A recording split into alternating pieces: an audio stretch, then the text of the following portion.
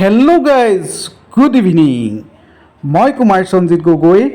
আপোনালোকে চাই আছে YouTube channel KS Gogoi blog. আজি মই বৰ্তমান আছোঁ টিয়কৰ প্ৰেছ ক্লাবৰ উদ্যোগত বৃহত্ত টিয়কবাসী ৰাইজৰ সহযোগত আয়োজন কৰা দ্বিতীয় বাৰ্ষিক টিয়ক গ্ৰন্থমেলা 2025 টিয়ক হাইস্কুল খেলপথাৰত 14 তাৰিখৰ পৰা 20 ডিচেম্বৰলৈকে আয়োজন কৰা গ্ৰন্থমেলাত ব'লকচোন তেতিয়াহ'লে আজি মোৰ এই ভিডিঅ'টো টিয়কৰ গ্ৰন্থমেলাৰ বাকলিৰ পৰাই আৰম্ভ কৰোঁ।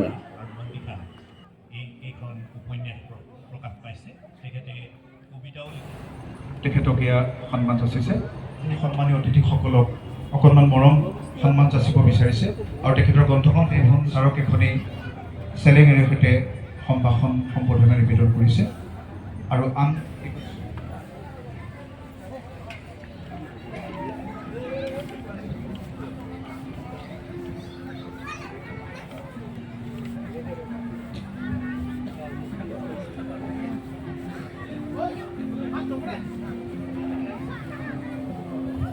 ইতিহাস আৰু চিৰকালৰ কাৰণে সেই ইতিহাসেই থাকি যায়।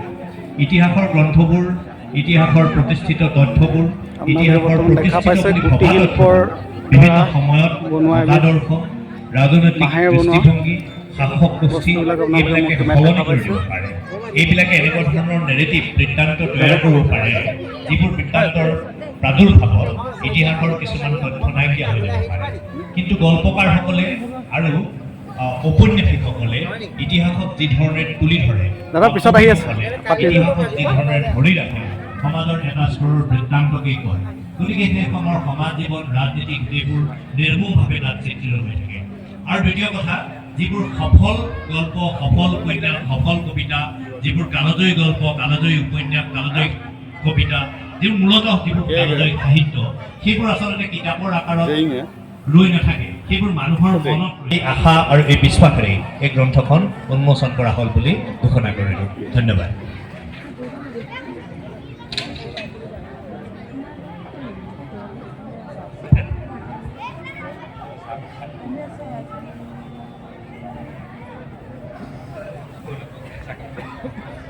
সুযোগতে আমি অকণমান সময় লৈছোঁ ৰীতা বৰুৱা বাইদেউ, তেখেতে অকণমান এটা কাৰ্যসূচীৰ বাবে আমাক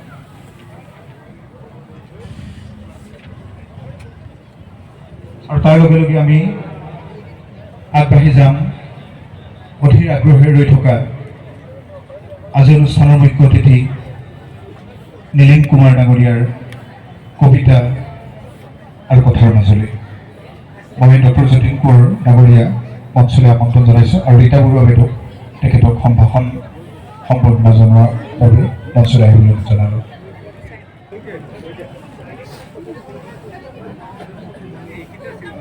অকণমান বিশেষ কাৰণত আমি এই সম্বৰ্ধনা কাৰ্যসূচীটো অকণমান পিছ হ'বলগীয়া হৈছে। বক্তব্য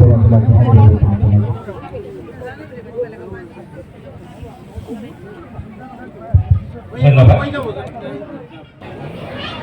সন্মানীয় অতিথি হিমেন ভট্টাচাৰ্য আৰু অকল শইকীয়া ডাঙৰীয়া আৰু উপস্থিত সাহিত্য অনুৰাগী ৰাইজ,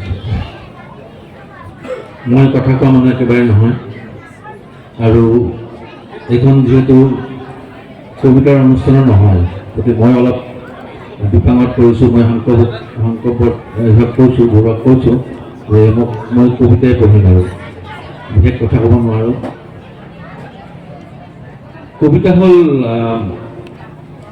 সকলোৱে কয় কবিতা এক ধৰণৰ অভিজাত শিল্পকৰ্ম। গতিকে অভিজাত শিল্পকৰ্মৰ কাৰণে এইটো অভিজাত শিল্পকৰ্ম বুলি ভবা হৈছিলে। ভাবি এই সাধাৰণ শ্ৰেণীৰ পৰা কবিতাক আঁতৰাই ৰখাৰ এটা প্ৰৱণতা আছিলে। গতিকে কবিতা যেন কেৱল অধ্যাপকসকলৰ কাৰণেহে, পণ্ডিতসকলৰ কাৰণেহে, যিসকলে বিশ্ববিদ্যালয়ত শিক্ষকতা কৰিব তেওঁলোকৰ কাৰণেহে যেন কবিতা যেন সাধাৰণ মানুহৰ কাৰণে নহয়, এই ধৰণৰ এটা চিন্তা পোষণ হৈছিলে মানুহৰ মনৰ মাজত, বা এই ধৰণৰ এটা বিস্তাৰ অধ্যাপকসকলে বা শিক্ষকসকলে বা পড়াশোনাও কৰেছিল। কিন্তু এতিয়া মানুহৰ প্ৰয়োজনত কবিতা নামি আহিছে। পাবলো নেৰুগাই কবিতা যেতিয়া পঢ়িছিলে শ্ৰমিক শ্ৰেণীবিলাকৰ মাজত, যিবোৰে কল কাৰখানাত কাম কৰে, তেতিয়া নেৰুগাৰ কবিতা শুনি শ্ৰমিকবিলাকে কান্দিছিলে আৰু কৈছিলে আপুনি গোটেই কিতাপখন পঢ়ি শেষ কৰক, আৰু গোটেই চকুৰ লগত তিতি গৈছিলে মানুহবোৰ। অৰ্থাৎ কবিতা সাধাৰণ মানুহৰ কাৰণে হয়। গতিকে এই কবিতা এনেধৰণে বান্ধি ৰাখি, কবিতা ৰাখি নহয় যে কবিসকলে তাক বান্ধি ৰাখিব পাৰে। বিশেষ কথা নকওঁ, কবিতাক লৈ মই কবিতা দুটামানে পঢ়োঁ আৰু সুশান্তৰ কবিতাৰ কিতাপখন সংক্ৰান্তত কওঁ যে তেওঁৰ কিতাপখন উন্মোচিত হ'ল এই মুহূৰ্তত। কিতাপখনৰ নাম আছিলে পখিলাৰ টোপনিত কোনো কালে দেখা নাছিলোঁ। কিতাপখন মই পঢ়িছোঁ। কিতাপখন সম্পৰ্কত মই দুআষাৰমান লিখিছিলোঁ, সেই কথাখিনি মই পঢ়ি শুনাওঁ।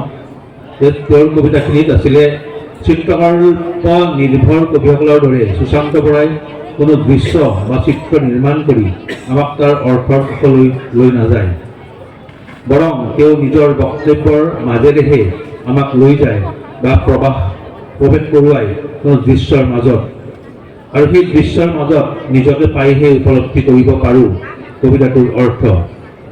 কবিৰ বক্তব্যসমূহ দুখৰ নহয়, সামাজিক ৰাজনৈতিক বিষয়বোৰৰ প্ৰতি নিৰ্লিপ্ত নিৰাসক্ত নহয়। তাৰ বিপৰীতে তেওঁৰ বক্তব্যসমূহ সত্য, সজীৱ, সজাগ আৰু বিশ্লেষণাত্মক। তাকে কৰোঁতে তেওঁৰ ভাষা আৰু আংগিক হৈ উঠিছে শ্লেষ ভৰা, ব্যংগাত্মক আৰু সাংকেতিক। সামাজিক আৰু ৰাজনৈতিক বিষয়বোৰক এনেকৈ সমালোচনা কৰিব পৰা কবিতা বহু কম লিখা হৈছে অসমত। গতিকে সুশান্ত বৰাৰ কবিতাৰ এক ধৰণৰ চৰিত্ৰ আছে আৰু এই ধৰণৰ কবিতা অসমত কম লিখা হৈছে। গতিকে এই ধৰণৰ কবিতা কিয় কম লিখা হৈছে তাৰ বিশ্লেষণ হ'ব লাগে। গতিকে মানুহে সেইবোৰ বিশ্লেষণ কৰক, পাঠকে বিশ্লেষণ কৰিব আৰু তেওঁৰ কবিতা পঢ়িব বুলি মই আশা ৰাখিলোঁ। আৰু যেতিয়ালৈকে কবিতা নপঢ়ে তেতিয়ালৈকে সেই কবিতাবোৰ উন্মোচিত নহয়। গতিকে মই আপোনালোকক পাঠকসকলেহে প্ৰকৃত অৰ্থত উন্মোচন কৰিবলৈ আহ্বান জনাইছোঁ। মই এতিয়া নিজৰ কবিতা দুটামান পঢ়িম। নিমখ। দুখৰ দৰে নিমখ বগা, দুখৰ দৰে নিমখ বগা ভকভকীয়া, নিমখ আন একো নহয়, দুখ। এই যে পৃথিৱীৰ তিনিভাগ পানী, জগতৰেই চকু পানী, য'ৰ পৰা হয় নিমখৰ জন্ম। নিমখ খাওঁ বাবেই আমাৰ তেজ লুণীয়া, অশ্ৰু লুণীয়া, ঘাম লুণীয়া, আনকি হৃদয়টো দুখৰেই ভঁৰাল, লোণৰেই ভঁৰাল। সেয়েহে হৃদৰোগীয়ে নিমখ খোৱা প্ৰায় মানা।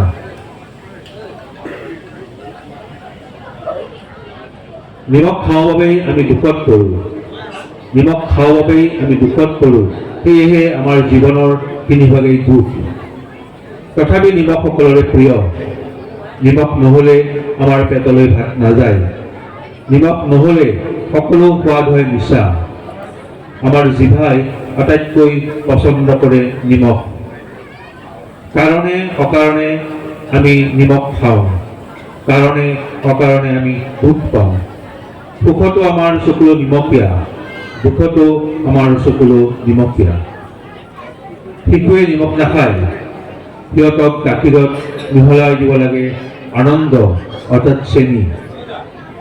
তাৰ পাছত লাহে লাহে এদিন সিহঁতেও ভাল পাই উঠে নিমখ। তেতিয়া মাকে প্ৰতিবেশীৰ আগত ঘোষণা কৰে যে তেওঁৰ ল'ৰা ছোৱালীহালে গাখীৰ নাখায়, ভাল পায় কেৱল নিমখীয়া, কেৱল নিমখীয়া। এইদৰে শিশুবোৰো লাহে লাহে নিমখৰ চিকাৰ হয়, দুখৰ চিকাৰ হয়। গছ গছনিও নিমখ ভাল পায়, নিমখ পালে সিহঁত বাঢ়ে। হাবিৰ জন্তুৱে নিমখ ভাল পায় নে নাপায় নাজানো, পালেও ক'ত পায় আৰু কেনেকৈ খায় নাজানো, কিন্তু ঘৰচীয়া গৰু ছাগলীয়ে নিমখ ভাল পায়। নিমখ খুৱাই গৃহস্থই সিহঁতক নিজৰ দুখৰ সমভাগী কৰিব খোজে। এদিন নিমখে মোক সুধিছিল, এদিন নিমখে মোক সুধিছিল হাতীৰ সৈতে তাৰ কি সম্পৰ্ক যে হাতী মৰিলে নিমখেৰে পুতিব লাগে। সুধিছিল সেই শক্তিশালী জন্তুটোৰ ভিতৰতো কিবা দুখ আছে নেকি যে নিমখেৰে ঢাকিব লাগে। মই উত্তৰ নিদিলোঁ নিমখক কেনেকৈ বুজাওঁ মানুহৰ বিজ্ঞান নিমখ নিজেই আবেগিক। মানুহ শেষ হৈ গ'লেও নিমখ থাকিব, পৃথিৱী শেষ হৈ গ'লেও নিমখ থাকিব, কাৰণ তেতিয়া ঈশ্বৰে চকুলো টুকিব আৰু চকুলো মাৰিতো নিমখ থাকিব ঈশ্বৰৰ চকুলো হৈ। এই ৰহস্যময় আৰু গভীৰ চৰিত্ৰ নিমখ, যিয়ে আমাক ইমান দিছে, যিয়ে আমাক দিছে সাঁতুৰিবলৈ অশ্ৰুৰ এটা সমুদ্ৰ, যি আমাৰ জীৱনক শিকাইছে অনন্য সুন্দৰ দুখৰ পাঠ, সেই নিমখক মোৰ নমস্কাৰ। বেচেৰা নৰকাসুৰ গোটেই ৰাতি শিলৰ খটখটি নিজৰ বুকুতে সাজিছিল। সেই খটখটিৰ নাম প্ৰেম, আৰু সেই কুকুৰাটো যাৰ কণ্ঠত কামাখ্যা আছিল তাৰ নাম প্ৰতাৰণা। ভুল নাছিল নৰকাসুৰৰ, ভুল নাছিল। ইমান চালনাৰ শেষত নৰকাসুৰে ক'ত থব এতিয়া তেওঁৰ আত্মা, ক'ত থব এতিয়া তেওঁৰ দিন আৰু ৰাতিবোৰ, সেয়ে তেওঁ নিজকে ভাঙি পেলাইছিল। নৰকাসুৰে ভাঙি পেলাইছিল প্ৰেমিক নৰকাসুৰক আৰু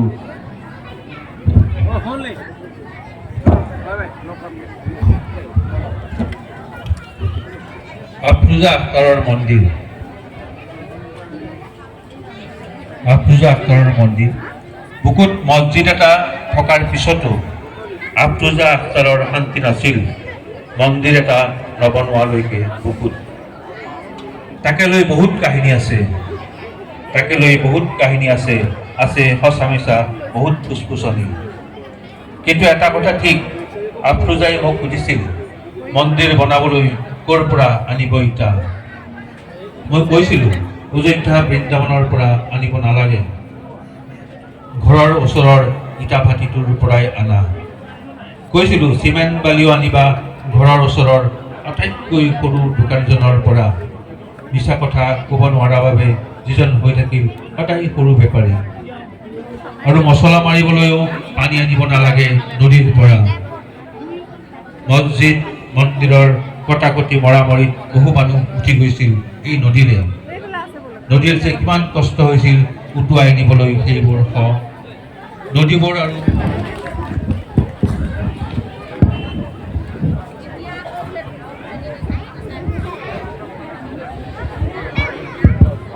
নীলিম কুমাৰ ডাঙৰীয়ালৈ আন্তৰিক ধন্যবাদ।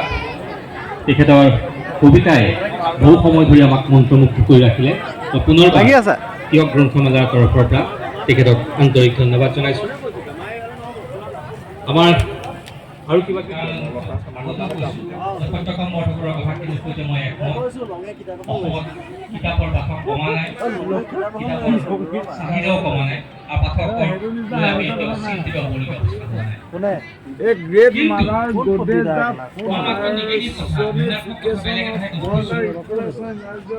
কিতাপৰ বজাৰ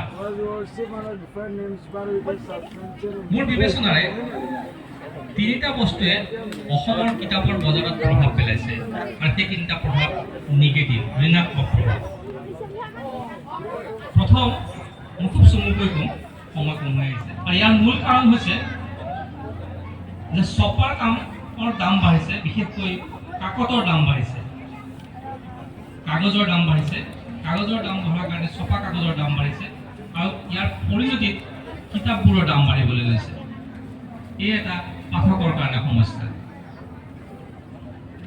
দ্বিতীয় এটা সমস্যা হৈ থিয় দিছে, সেইটো হ'ল PDF। আপোনালোকে এইটো একেবাৰে শেহতীয়া সমস্যা, গ্ৰন্থৰ ব্যৱসায়ৰ লগত যিসকল জড়িত ৰয়েলিটি দিছে। এতিয়া কিন্তু অনেক সময়ত লেখকে প্ৰকাশকক পইচা দিয়ে, তেওঁ কিতাপ প্ৰকাশ কৰে, আৰু সেই কিতাপ উন্মোচন হয়, বজাৰত বিক্ৰী কৰিবলৈ আহে, আৰু বিক্ৰী নকৰিলে সেই লেখকে কৈ ফুৰে যে অসমীয়া কিতাপ কোনে পঢ়িব, কোনেও নপঢ়ে। কিন্তু এই যে এইটো ভেনিটি পাব্লিকেশ্যন, তাৰমানে এটা ৰুচিৰ সন্মত কিতাপ হোৱা নাই তেওঁলোকৰ কিতাপবোৰ হয়তো আমি মনত ৰখা উচিত আমি চকুৰ আগত লৈ গ্ৰন্থৰ বজাৰখনত বিচৰণ কৰোঁতে এইবোৰ কথাও আমি আলোচনাৰ মাজলৈ আনিব লাগিব মই চমুকৈ এইখিনিকে ক'লোঁ এতিয়া দীঘলী কথা কোৱাৰ সময় নাই মই পুনৰবাৰ সকলোকে আনুষ্ঠানিকভাৱে শলাগৰ শৰাই জ্ঞাপন কৰিবৰ বাবে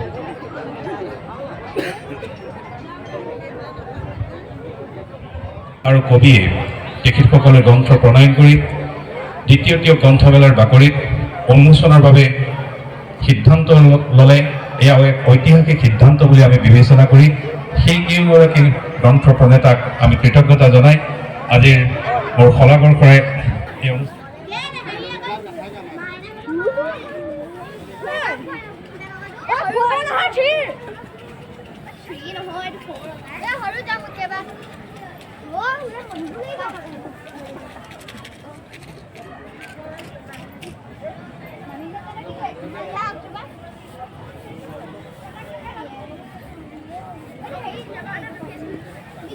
এই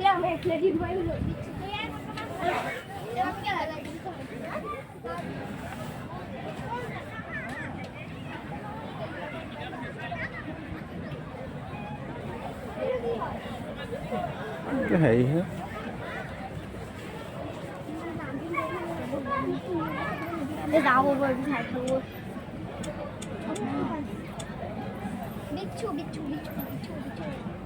बिच्छू चलो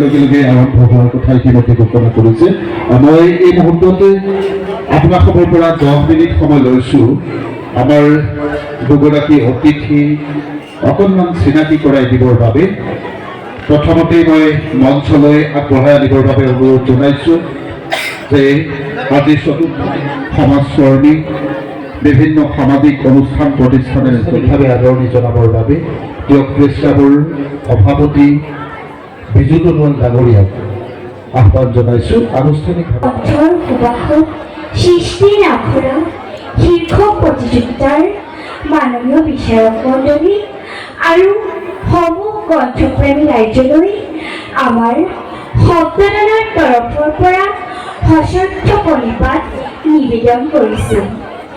কীৰ্তনতে শংকৰ গুৰু ঘোষাতে মাধৱ দুয়োজনাই আমাৰ গুৰু পৰম বান্ধৱ অসমীয়াৰ কৃষি সংস্কৃতিৰ মূল আধাৰ গুৰু দুজনালৈ সশ্ৰদ্ধ প্ৰণিপাত জনাই আমাৰ শব্দজনৰ প্ৰথমটি নিবেদন জ্যোতিজ্যোতি ভূঞা আৰু তেওঁৰ সংগীবৃন্দৰ সত্ৰীয়া নৃত্য আহকচোন আমি সকলোৱে মিলি উপভোগ কৰোঁ।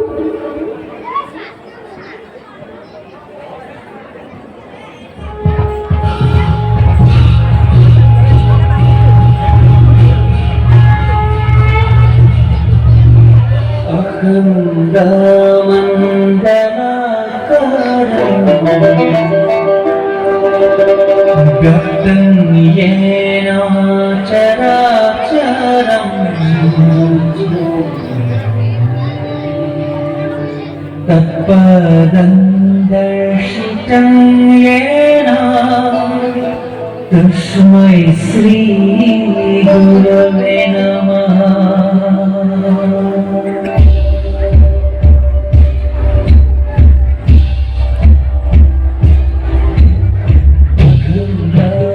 Namo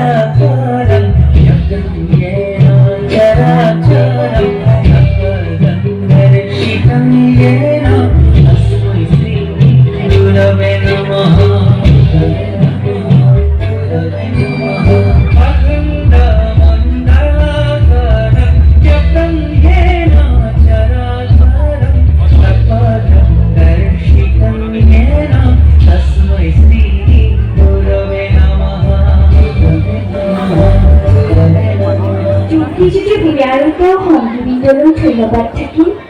এইবাৰ মই শ্ৰী কৃষ্ণা বৰাই ৰূপৰ জ্যোতিপ্ৰসাদ আগৰৱালা দেৱৰ দ্বাৰা ৰচিত এটি জনপ্ৰিয় কবিতা আবৃত্তি কৰিবলৈ লৈছোঁ। কবিতাৰ শিৰোনাম বিশ্বশিল্পী। শিল্পী মই তিনিওফালৰ, অতীতৰ, বৰ্তমানৰ, অনাগত ভৱিষ্যতৰ। আদিতেই যাত্ৰা কৰি অনাদিনে যাওঁ, ধ্বংসৰ মাজেদি মই ৰূপান্তৰেদি ৰূপ পাই নৱতম সৃষ্টিৰ সৰিতা জ্বলাওঁ।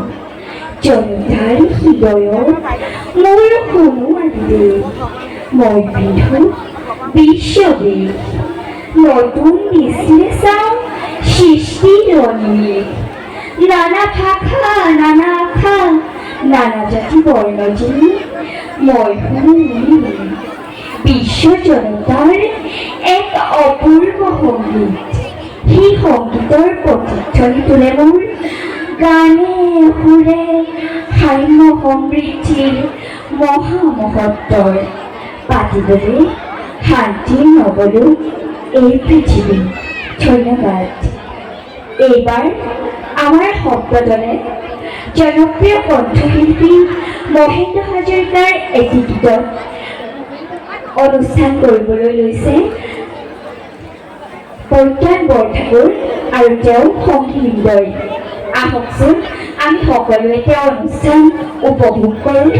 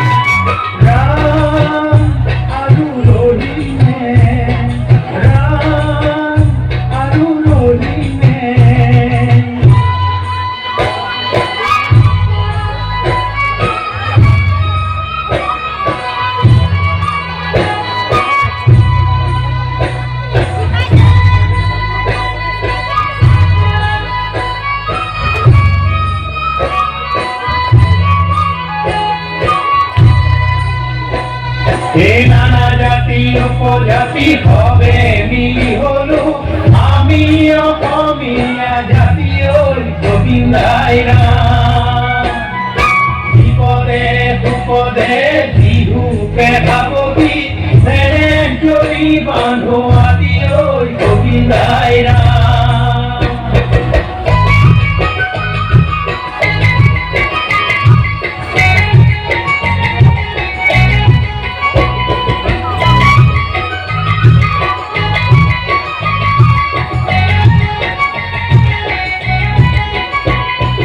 Uloti paloti o mana janne sapi sundene koi Jimre tolite o mana janne iga koron loga koi Dehano kiba kori jai Ture kotha babi o mana janne rati gahe tuponi Tuke pabolo o mana janne mone kore amoni Tapote loi kabinde sai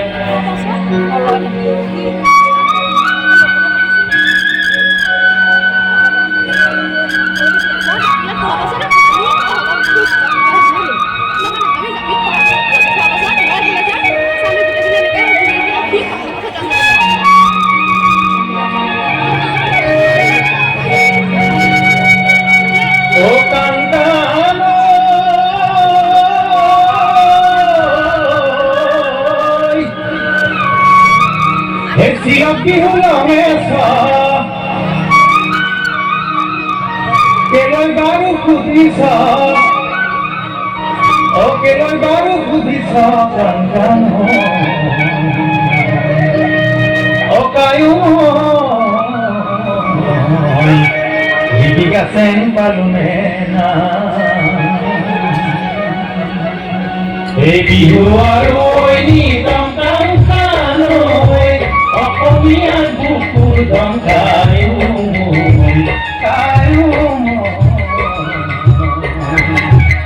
মূৰৰ তুলনা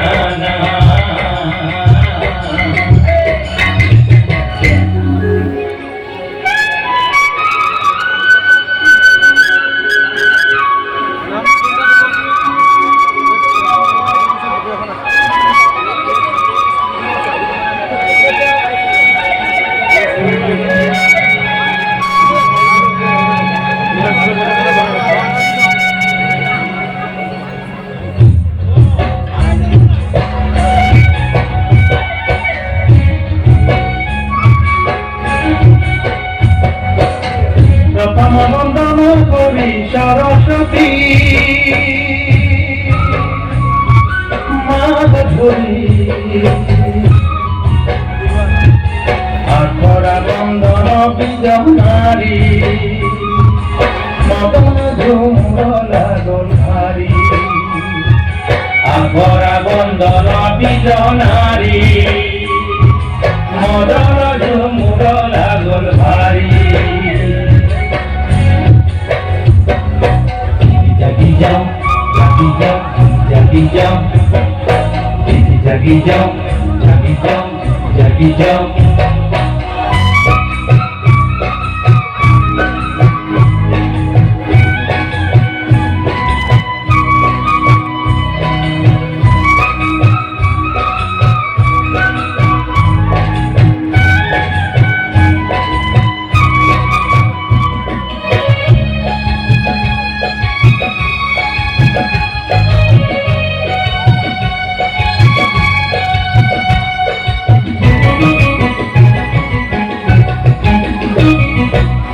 Sotote binale, sotua sarae oi, galope binale kuli oi, galope binale kuli.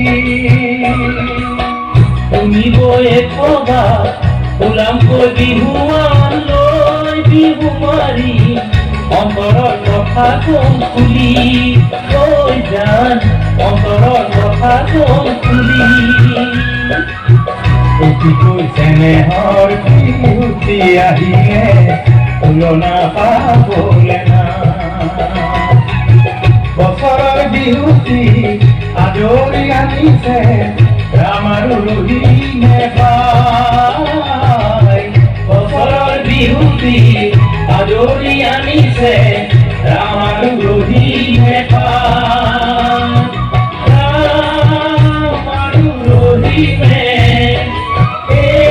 এইবাৰ বিহুতে ৰাম আৰু ৰহিমে এইবাৰ বিহুতে আজি চতুৰ্থ দিনৰ এই প্ৰতিযোগিতাত উপস্থিত শ্ৰদ্ধাৰ সঞ্চালক মহোদয় সহযোগী বিচাৰকদ্বয় আৰু পৰম শ্ৰদ্ধাৰ পূজ্যপাত এই গ্ৰন্থমেলাৰ আয়োজন সমিতিৰ সভাপতি সম্পাদককে মুক্ত কৰি সমূহ বিষয়ববীয়া আৰু বিভিন্ন প্ৰান্তৰ পৰা অহা ৰিপনীসমূহ আৰু বিভিন্ন প্ৰান্তৰ পৰা অহা কণ কণ মইনা মইনী ছাত্ৰ ছাত্ৰীসকল সকলোলৈকে আমি সশ্ৰদ্ধ প্ৰণিপাত নিবেদন কৰিছোঁ।